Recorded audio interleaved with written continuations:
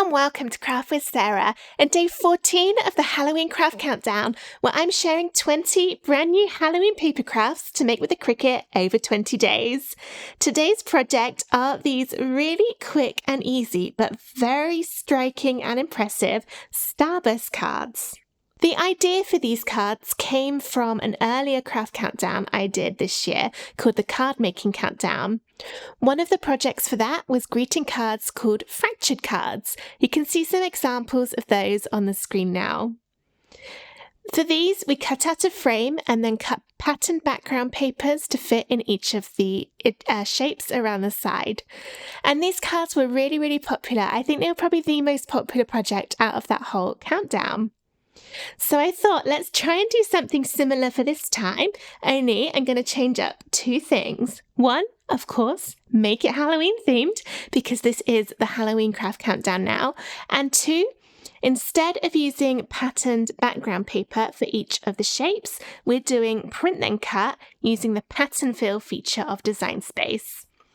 Now, don't worry if you don't have a printer or if you don't want to do it as a print then cut. You absolutely can still cut these from your regular either coloured cardstock or pattern paper, but I just thought I'd show how it can look using the print then cut, because I don't know about you, but I find it really tricky finding Halloween themed papers in the craft store. There's loads of sort of fall designs with pumpkins and nice browns and oranges and leaves and things like that. But actual Halloween is really difficult. And also for these cards, the patterns need to be quite small so that you can see them in the space. For example, the size of these pumpkins down here. If they were really big so that you only saw a little bit of one, it might not look quite as effective. In this video, I'll show you where you can find some awesome Halloween themed background papers and then how to cut them perfectly to size to fit in all of this, so you don't have to use your printer ink any more than you absolutely need to. There is no printer ink wastage on these cards. Both of these designs are included today. You've got the ghost and the bat. So let's go ahead and get started at making these Starburst cards.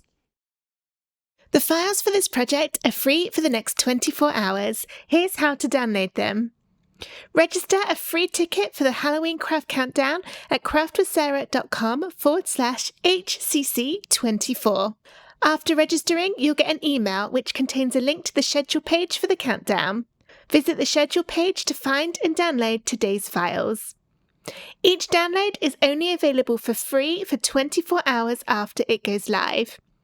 If you've missed some, check out the Instant Access Bundle at craftwithsarah.com/HCC24 bundle, which gives immediate and ongoing access to all of the files from the Halloween Craft Countdown, plus loads of extra bonus designs. The download comes in a zip folder. You will need to unzip this before uploading the SVG files into Cricut Design Space.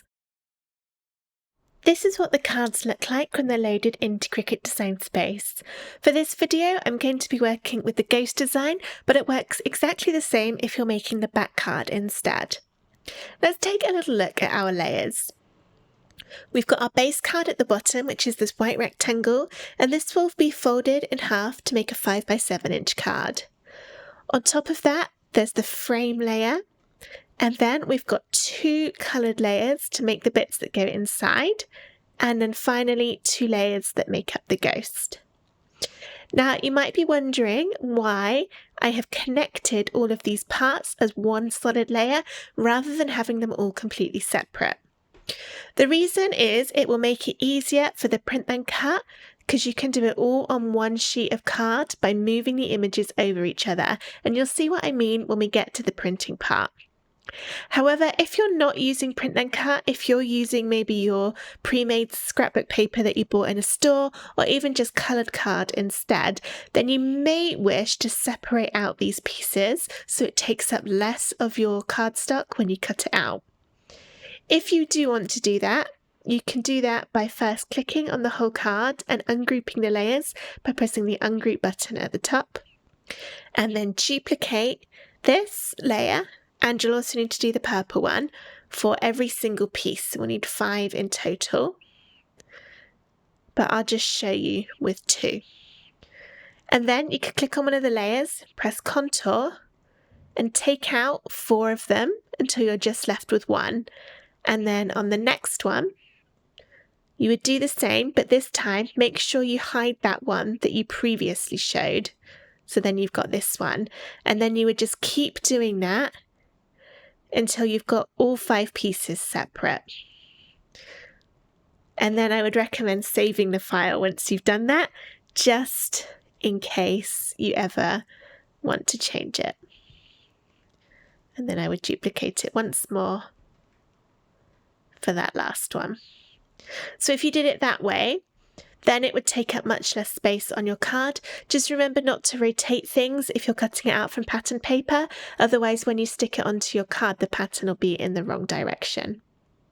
But I'm going to be doing mine exactly as it loads in, as that will be much easier for our print then cut, as it means you'll only have to apply the pattern once and it will automatically appear in each of these sections.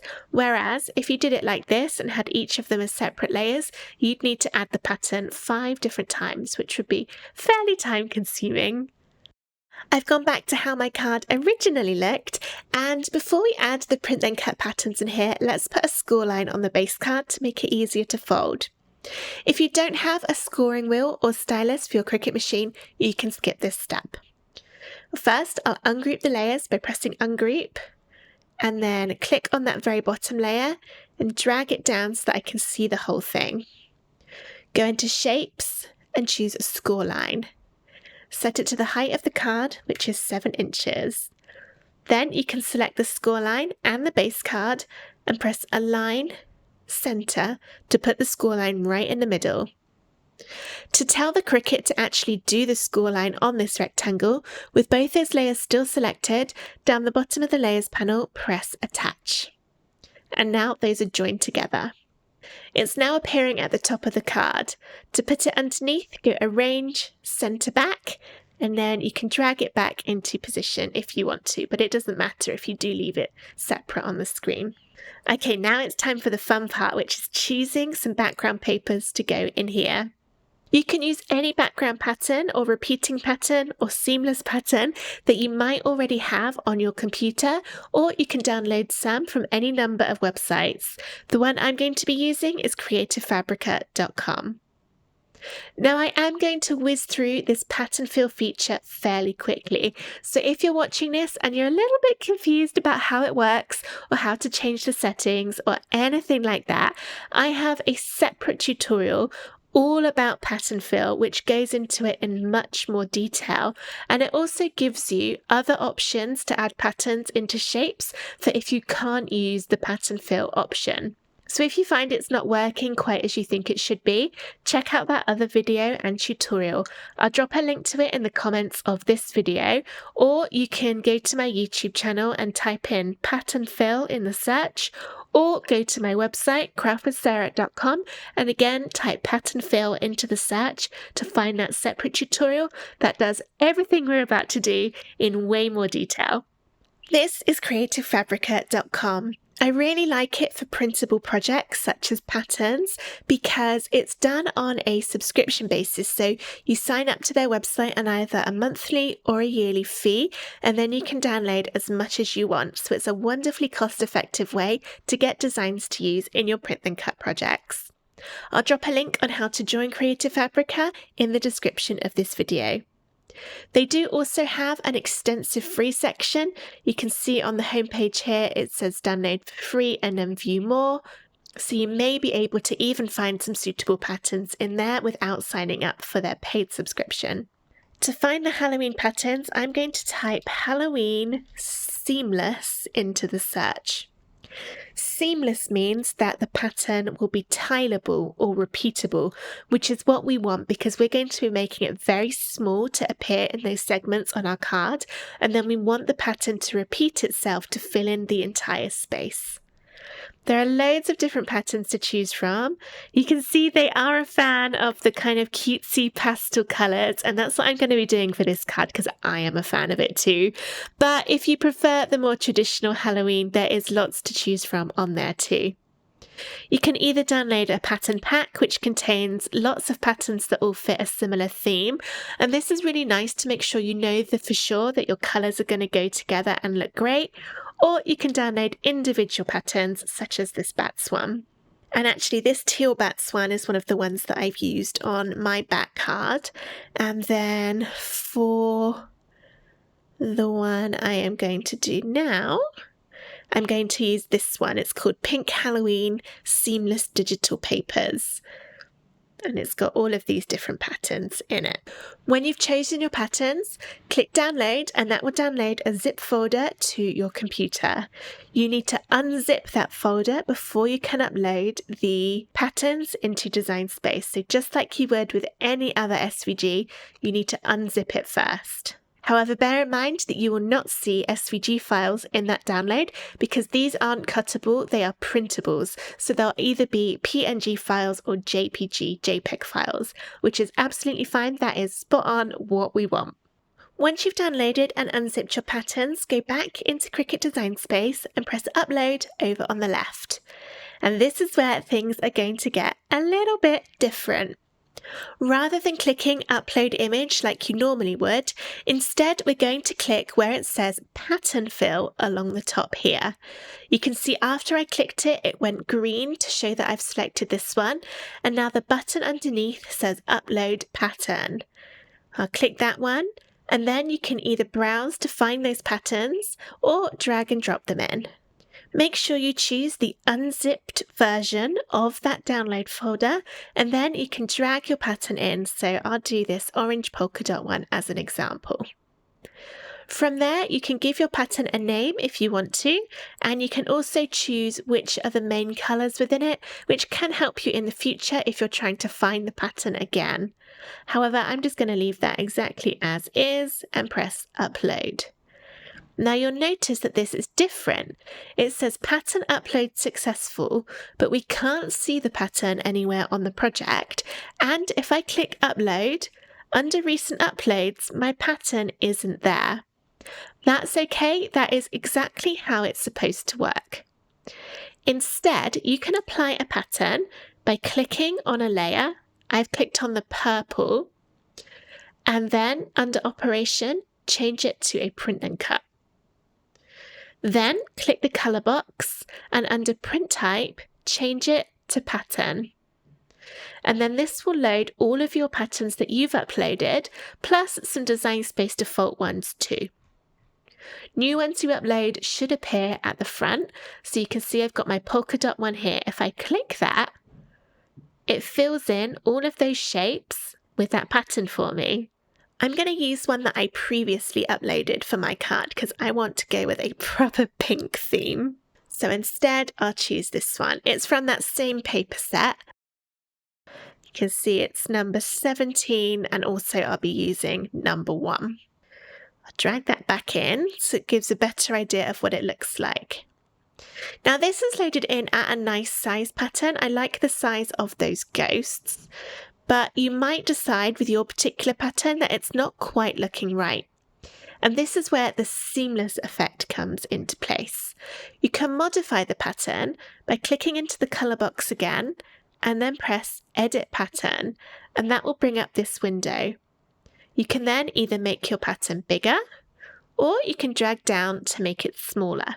For example, if I make it really big and then close this window, you see it updates, so now my ghosts are huge. And that doesn't look very good, so I'll undo that to put it back.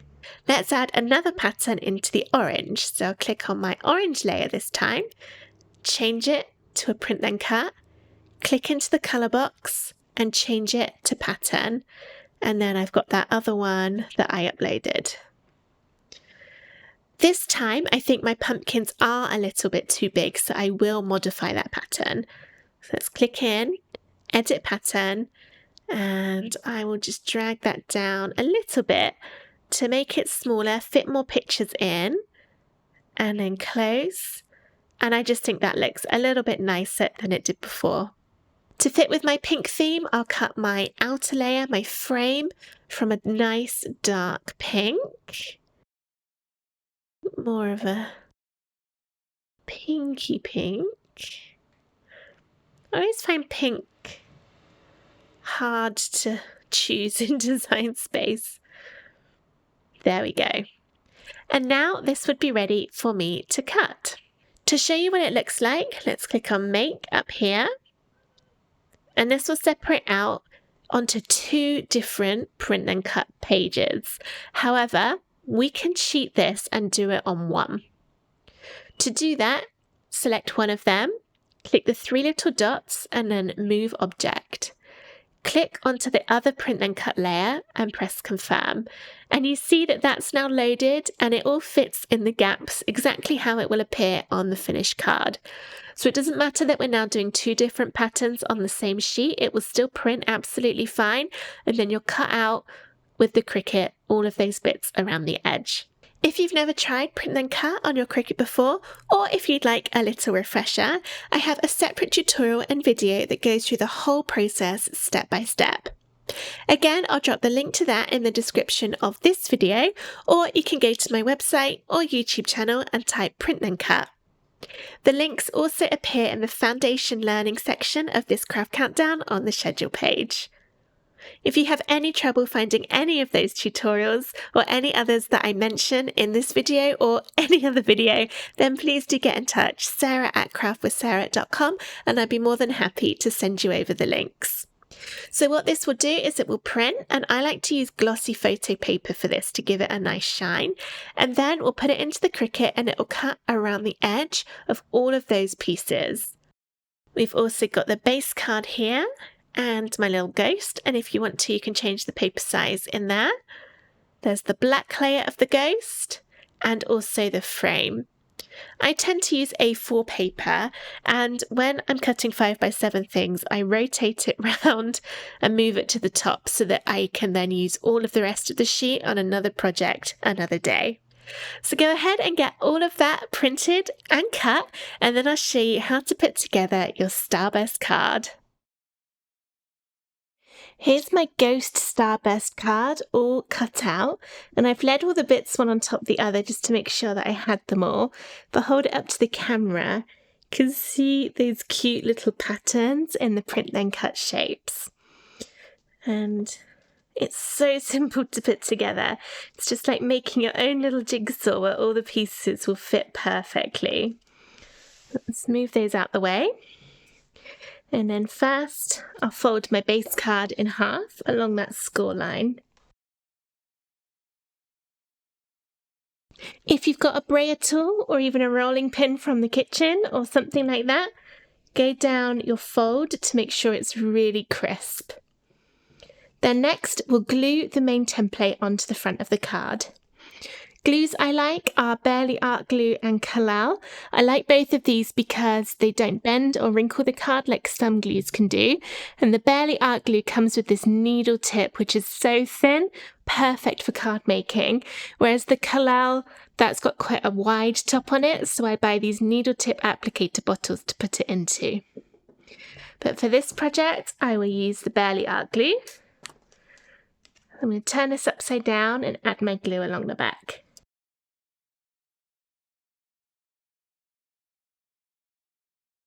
This will fit perfectly onto the front of the card and cover the whole of that front sheet. It's the same size. And I like that this comes as a separate piece because it means as the base card is cut from white, it's really easy to add your message inside. Right, there's that bit done. Now I can start adding my little starburst shapes inside. And I tend to do this a couple at a time.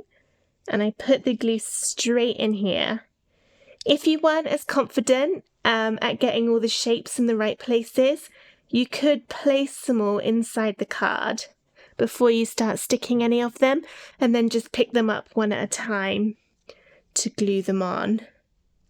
But I'm just gonna go for it and line them up. Now fit perfectly in the holes so that your card will end up flush and flat.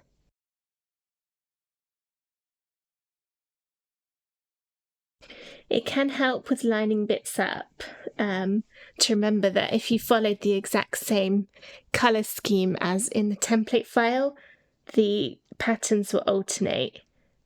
So you'll have one of one pattern and the next one will be a different one. So you can sort of follow it around a bit that way. Having the darker coloured border really sort of brings the focus of the eye onto the patterns and makes it look really special. That's the wrong one, that's for that side.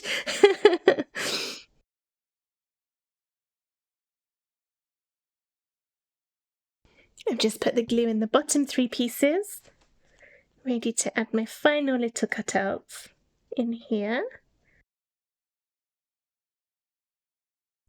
It's nice that you can completely customise the appearance by the choice of colours and background papers that you make.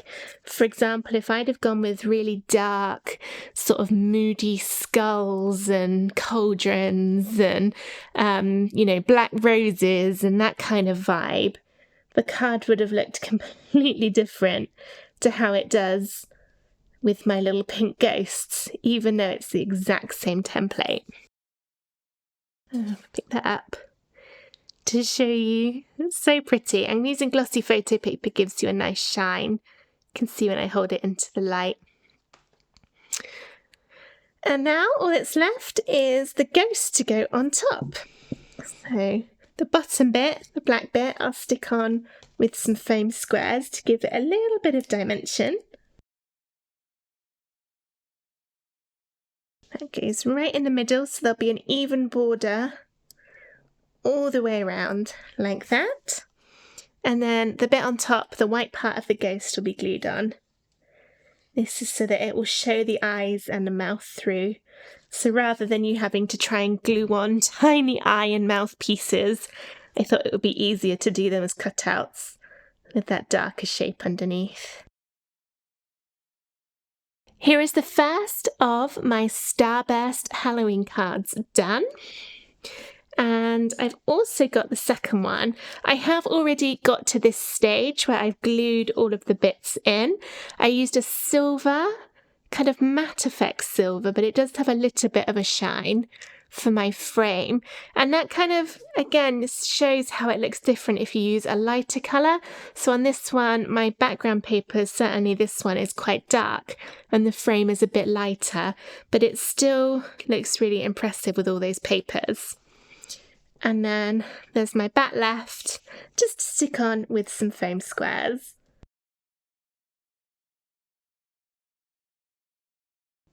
And again, that will have an even border all the way around. And there we go, there's that one.